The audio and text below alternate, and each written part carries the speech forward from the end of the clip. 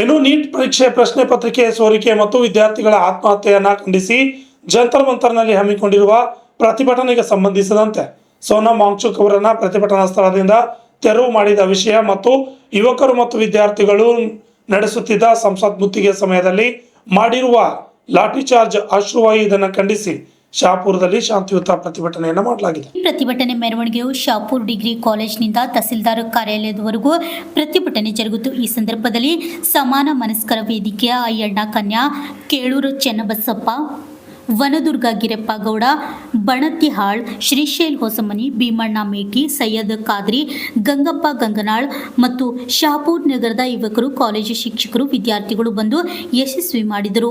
ಸಂಗಮೇಶ್ ಕುಂಬಾರ್, ರಾಜ್ಯದ Kannada news, Shahpur.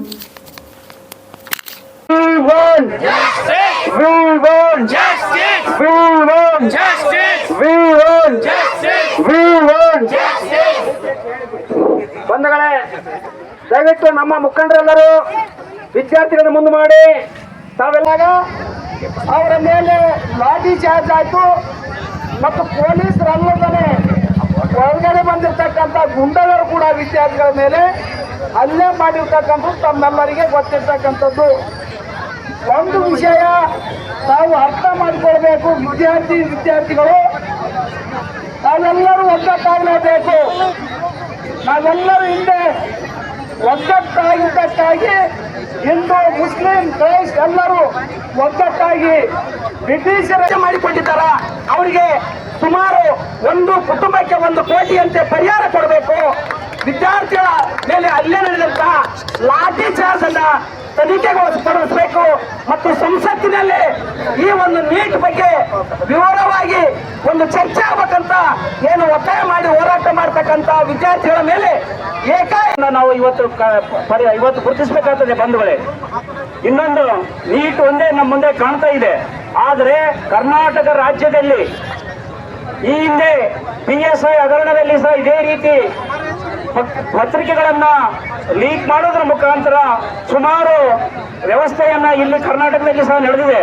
PSI ಹಗರಣ ಅಂತಕ್ಕಂಥ ದೊಡ್ಡ ಸ್ಕ್ಯಾಂಡಲ್ ಆಗಿ ಅದು ನಮ್ಮ ಗುಲ್ಬರ್ಗದಲ್ಲಿ ಅದರ ಮೇನ್ ಕಿಂಗ್ ಪಿನ್ ಅನ್ನ ನಾವು ಅವತ್ತು ಗುರುತಿಸಿ ಆ ಒಂದು ಕಾರಣಕ್ಕೆ ನಮ್ಮ ರಾಜ್ಯದ ಗೃಹ ಸಚಿವರಾಗಿದ್ದ ಪ್ರಿಯಾಂಕ್ ಖರ್ಗೆ ಅವರು ಅದನ್ನ ಹೊರಗೆ ತರುವುದರ ಮುಖಾಂತರ ಇವತ್ತು ನಮ್ಮೆಲ್ಲರಿಗೆ ಬೆಳಕನ್ನು ಚೆಲ್ಲಿದ್ದಾರೆ. ಇಂಥ ಅನೇಕ ಅವರಿಗೆ ಬೆಂಬಲ ಕೊಡುವ ಸಲುವಾಗಿ ಏನಿಲ್ಲ ಶಾಪುರದಲ್ಲಿ ಪ್ರತಿಭಟನೆ ಇಡಲಾಗಿದೆ. ಇದೊಂದು ಬಹಳ ಮಹತ್ವಪೂರ್ಣ ಪ್ರತಿಭಟನೆ ಆಗಿದೆ.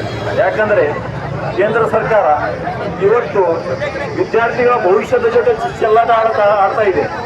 ಅವರಿಗೆ ವಿದ್ಯಾರ್ಥಿಗಳ ಭವಿಷ್ಯದ ಬಗ್ಗೆ ಸ್ವಲ್ಪ ಕಿಂಚಿತ್ತೂ ಅವರಿಗೆ ಭಯ ಇಲ್ಲ, ಅವರಿಗೆ ಚಿಂತೆ ಇಲ್ಲ. 21 ಲಕ್ಷ ವಿದ್ಯಾರ್ಥಿಗಳು ಪರೀಕ್ಷೆಯಲ್ಲಿ ಕುರಿತು ಎಕ್ಸಾಮ್ ಕಟ್ಟಿದಾಗ ಅಂತ ಪೇಪರ್ ಲೀಕ್ ಆದಾಗ ಅದಕ್ಕೆ ಜವಾಬ್ದಾರಿ ಯಾರು ತಗೋಬೇಕು? ಆ ಡಿಪಾರ್ಟ್ಮೆಂಟ್ ಈ ಪೇಪರ್ ಕ್ಲಿಯರ್ ಆಗ್ತಾರೆ, ಈ ದಿನ ಕ್ಲಿಯರ್ ಆಗಲ್ಲ. ನೀವು ಅಂಥದ್ದು ಡಾಕ್ಟರ್ಸಿಗೆ ನಮ್ದು ಇಂಡಿಯಾ ಫ್ಯೂಚರ್ ನೀವು ಒಪ್ಪಿಸ್ತೀರಿ. ನಮ್ದು ಇಂಡಿಯಾ ಫ್ಯೂಚರ್ ಅಲ್ಲಿ ಹೋಗ್ಬೇಕು. ಇಂಡಿಯಾ ಫ್ಯೂಚರ್ ಯಾರು ಗ್ಯಾರಂಟಿ ತಗೋತಾರೆ? ಯಾವುದು ಗೌರ್ಮೆಂಟ್ ಗ್ಯಾರಂಟಿ ತಗೋತಾರೆ ಇಂಡಿಯಾ ಫ್ಯೂಚರಿಂದ? ನಾವು ಇಷ್ಟು ಎಜುಕೇಶನ್ ಮಾಡಿರಿ, ಇಷ್ಟು ಓದಿರಿ, ಯಾರು ಗ್ಯಾರಂಟಿ ತಗೋತಾರ? ನಾವು ಎಜುಕೇಟೆಡ್ ಇದ್ದೀವಿ, ಡೆಮೋಕ್ರಸಿ ಸಿಗ್ಬೇಕೇನಿಲ್ಲ? ಸಿಗ್ಬೇಕೇನಿಲ್ಲ? ನಾವು ಫ್ರೀಡಮ್ ಇದ್ದೀರಿ. 1947 ನಮಗೂ ಫ್ರೀಡಮ್ ಸಿಕ್ಕಿದ್ದು. India got freedom 1947. Still we are under the rule of other leaders. ಇನ್ನ ನಾವು ಬೇರೆ ಬೇರೆ ಲೀಡರ್ಸ್ ರೂಲ್ನಾಗ ಇದ್ದೀವಿ, ಅಂಡರ್ ವರ್ಕ್ ಮಾಡ್ತಾ ಇದ್ದೀವಿ. ಕಾನ್ಸ್ಟಿಟ್ಯೂಷನ್ ಏನು ಹೇಳ್ತದೆ? ವಾಟ್ ಇಸ್ ಕಾನ್ಸ್ಟಿಟ್ಯೂಷನ್ ಈಕ್ವಲ್ ಅದಲ್ಲ. ಈಗ BJP ಯಾವ ಥರ ಲೀಡರ್ ಅರೆಸ್ಟ್ ಆಗ್ಯದ? ಯಾವ ಥರ ಲೀಡರ್ಗೆ ಅರೆಸ್ಟ್ ಮಾಡ್ಯಾರ? ಇಲ್ಲಿವರೆಗೆ ಅರೆಸ್ಟ್ ಆಗ್ಯದ? ಈ ಪೇಪರ್ ಲೀಕ್ ಆಗಿದೆಯಾ?